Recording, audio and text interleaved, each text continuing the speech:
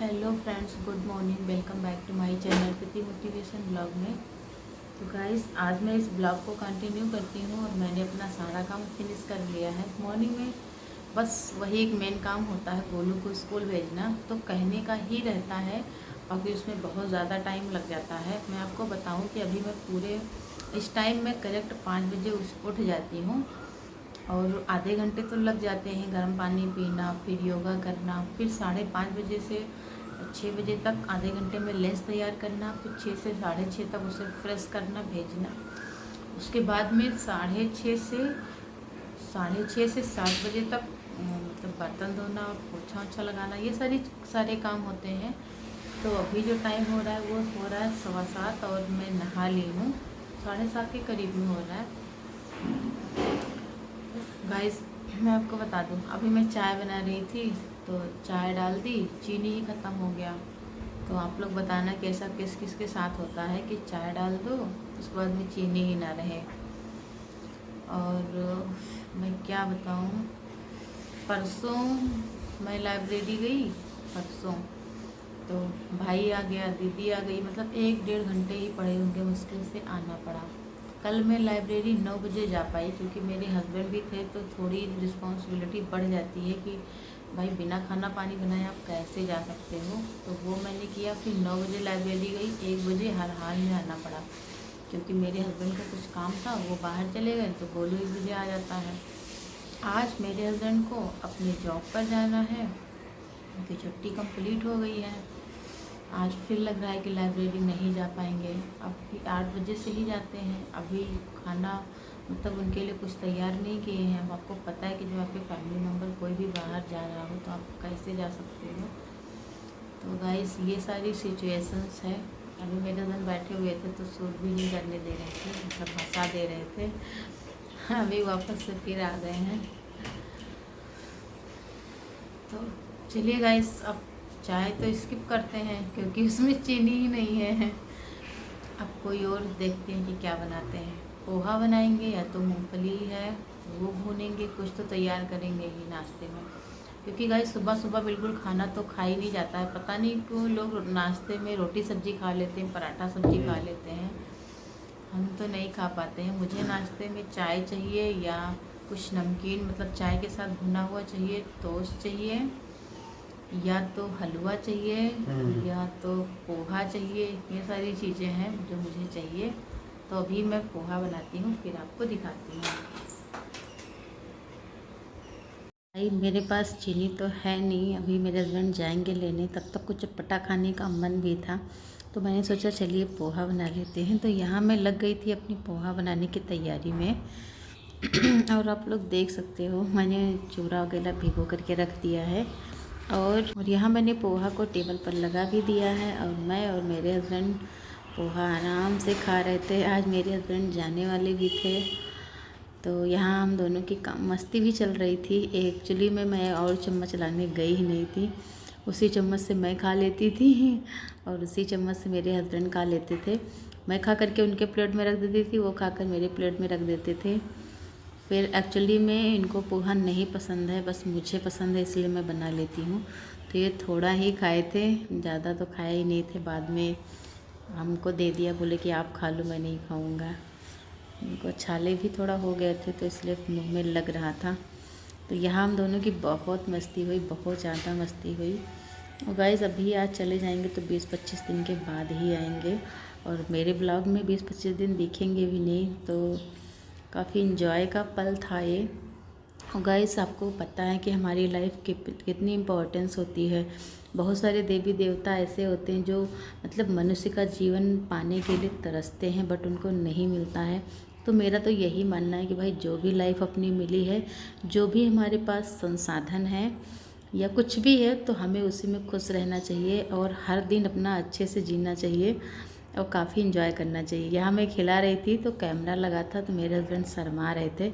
Actually में काफ़ी शर्मीले भी हैं मेरे हस्बैंड। तो अभी तो मैंने सिर्फ पोहा ही खाया है। फिर हमने बोला कि आप कब जाओगे, तो उन्होंने बताया कि मुझे 10-11 बज जाएगा। तो आज मैं लाइब्रेरी भी नहीं गई थी तो मैंने सोचा कि चलिए अब जो भी टाइम है इसी में 1-2 घंटे 3 घंटे की पढ़ाई कर लेते हैं, फिर ये जाएंगे तब लंच बनाएंगे। यहाँ मेरे हस्बैंड अपनी तैयारी कर रहे थे, अपना कपड़ा वगैरह प्रेस कर लेते थे। गाइस मैं बता दूँ, मेरे हस्बैंड अपना काम मतलब सारा काम स्वयं करते हैं। कपड़ा धुलना अपना काम, अपना कपड़ा ये धुल लेते हैं, अपना कपड़ा प्रेस करना, अपना बैग पैक करना, मुझे कुछ भी नहीं करना पड़ता इनका।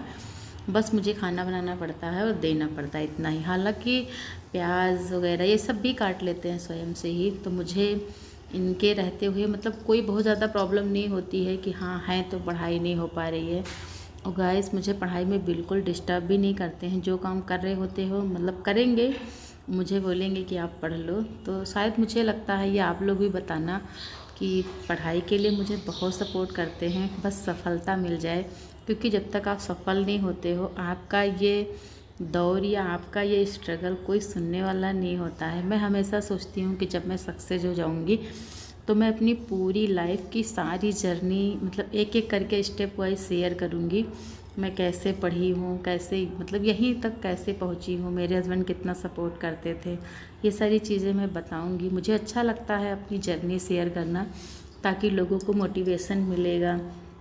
और लड़कियों को तो ख़ास कर मिलेगा, क्योंकि बहुत सारी ऐसी लड़कियां हैं जो शादी के बाद बस अपनी फैमिली में बिज़ी हो जाती हैं। वो बिल्कुल आगे बढ़ ही नहीं पाती हैं, सोच ही नहीं पाती कि मैं अब पढ़ाई कहाँ से शुरू करूँ, कैसे करूँ।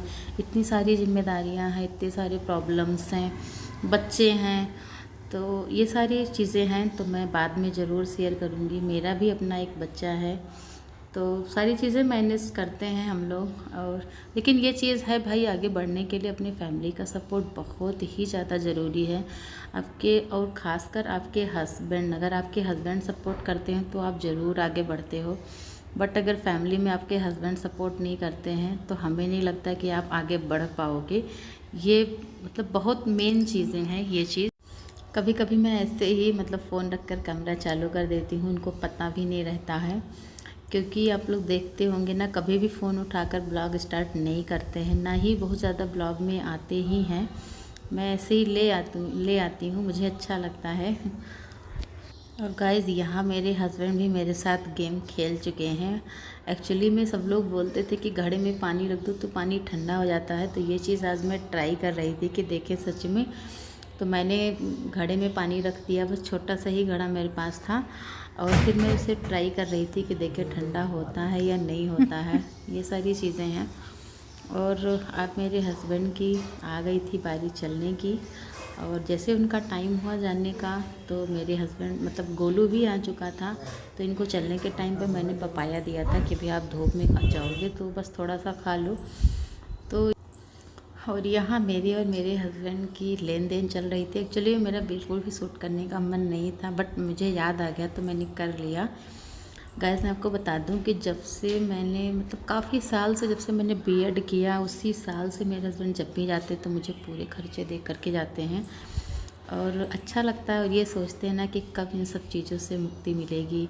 हमेशा पैसा लो महीने भर का, और मतलब काफ़ी चीज़ें देख लेते हैं, जैसे ट्यूशन का हुआ, कोचिंग का हुआ, रिक्शा का हुआ, और मुझे साग सब्जी के लिए पैसे दे जाते हैं कि अपना मैनेज करना कम पड़ेगा तो। मैं ओम का जाप करूं शंकर, शैतानों से नाम डरूं शंकर, तूने सब कुछ दिया है बिन मांगे, कैसे तेरा शुक्र करूं शंकर।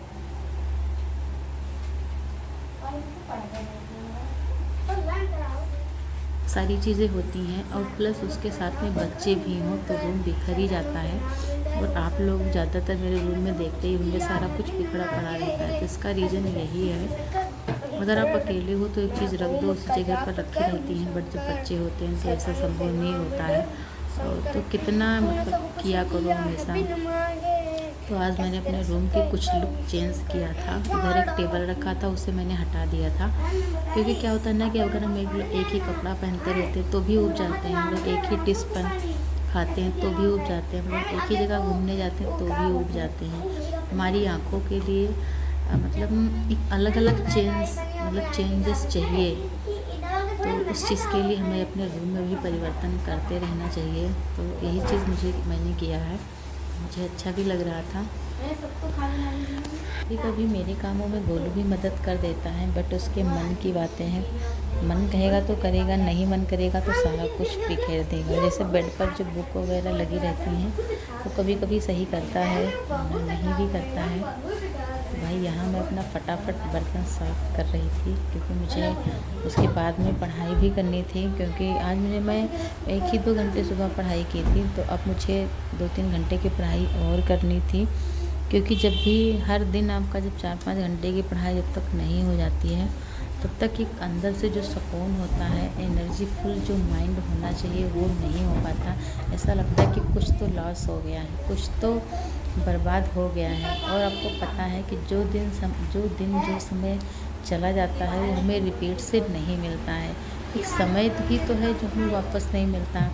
बाकी चीज़ें हो सकता है कि हम प्राप्त कर लें, इसलिए हमें अपने हर समय को अच्छे से उपयोग करना चाहिए और हर समय को, हर पल को अच्छे से जीना भी चाहिए। क्योंकि जो ज़िंदगी हमें मिली है वो भी औरों को नसीब नहीं होती। आपको तो पता ही है कि कोरोना में मैंने देखा। और यहाँ मैं प्लान बना रही थी सत्तू खाने का, क्योंकि आपको पता है ना कि जब कोई अच्छी चीज़ें हो ना हो, बट आप बच्चों को थोड़ी सी भी मोटिवेट कर दो तो बच्चे उस चीज़ के पीछे लगी जाते हैं। तो मैंने गोलू को बताया कि आपकी नानी ने आपको सत्तू दिया है, तो उसने बताया हाँ हाँ हाँ मुझे पसंद है। और मोबाइल ले करके तुरंत सर्च करने लगा सत्तू खाने से क्या होता है। तो उसमें आया कि सत्तू को गरीबों का भोजन कहा जाता है। और सत्तू कहीं ना कहीं जो इस समय गर्मी का मौसम है ना, तो हमारी बॉडी को थोड़ी तरावट भी महसूस करता है और हमें ऊर्जा भी प्रोवाइड करता है। ये सारी चीज़ें हैं। तो बस गोलू जिद करने लगा कि मुझे सत्तू खाना है। और आप लोगों में से कितने लोग सत्तू खाए हैं ये चीज़ ज़रूर बताना। हम लोग के यहाँ तो यूपी में तो सत्तू शायद खाया ही जाता है, हम लोग खाते हैं। और इसके बाद अभी तुरंत घोल करके गोलू को सिखाएंगे। गोलू बताएगा कि स्वाद कैसा है। तो भाई साहब फर्स्ट चम्मच तो गोलू के मुंह में चला गया है और देखिए गोलू का रिएक्शन देखिए, बहुत ही अच्छा लगा था। और गोलू फिर बाद में स्वयं से ही खाने लगा और काफ़ी अच्छा लगा। उसके बाद में मैंने भी खाया था तो मुझे भी अच्छा लगा। क्या होता है ना कि जब कोई चीज़ें हम लोग काफ़ी दिन के बाद खाते, अब ये सत्तू ना 1 साल 1.5 साल बाद ही मिलता है और काफ़ी दिन के बाद, और कोई चीज़ फर्स्ट बार खाओ तो अच्छा लगता है ये चीज़ें। अभी हम लोग रोज़ खाने लगे तो हम लोग को शायद अच्छा नहीं लगेगा। तो भाई मैं तो पेटू हूँ ही, मैं कहाँ मानने वाली। यहाँ मैंने भी सत्तू चख लिया था और कसम से गाइस बहुत ही टेस्टी लगा। तो आप लोग भी ट्राई करना। मार्केट में सत्तू अभी भी अवेलेबल होगा। और अब गोलू अपना लगा हुआ है फटाफट खाने में। पापा के जाने के बाद मुझे ही सारी चीज़ें हैंडल करनी रहती हैं, क्योंकि जब वो रहते हैं तो मुझे इतना भार महसूस ही नहीं होता। और गोलू अब चला गया है कोचिंग और अब मैं कर रही हूँ स्टडी, क्योंकि मैं सोच रही थी कि अब गोलू चला गया है तो मैं थोड़ी देर ही पढ़ाई कर लेती हूँ। तो चलिए अब मैं इस ब्लॉग को भी एंड करती हूँ। आपको हमारा छोटा सा प्यारा सा ब्लॉग कैसा लगा कमेंट बॉक्स में ज़रूर बताना। और प्लीज़ गाइस आप मेरी वीडियो को पूरा वॉच किया करिए और अपने रिलेशन में या अपने दोस्तों के पास ज़रूर शेयर करिए, शेयर किया करिए, क्योंकि हमें आपके सपोर्ट की ज़रूरत है। तो चलिए bye bye guys, see you, take care.